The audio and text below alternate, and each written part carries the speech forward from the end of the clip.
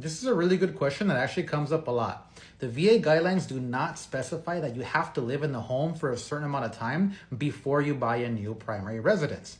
The only thing the guidelines say is that you have to have the intent to occupy the home within 60 days of closing. Now, whatever happens after that, life situations happen. If you have to move out relatively soon and buy a new one, you are allowed to do that. But keep in mind that when you do buy that new house, that new primary residence, because remember, VA loans are only for primary residences.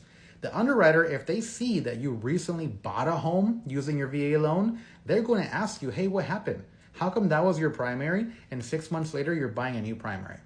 It has to make sense. It has to make sense because they want to make sure that you're not trying to pull a fast one and just acquire a bunch of rental properties using your VA loan, because that is not what it was designed for. It was designed for veterans and service members to buy primary residences for themselves and their families. One scenario where it might work out fine is, what if you were trying to move and upgrade because you're having a baby and you need more space, right? Maybe you're in a condo, you want to go move to a single family home. That is a possibility that could work for the underwriter.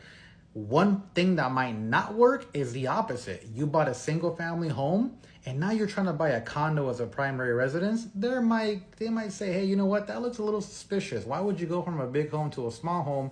We feel like you're just trying to acquire a condo as a rental property. So that might not work. Unless, of course, maybe you're in a situation where you had a family in that single family home. You're going through a divorce. Now you're downgrading into a condo. That might work. Just remember that it has to make sense for underwriting in order for it to fly. You can't just buy a new primary residence every 6 months and have it be okay.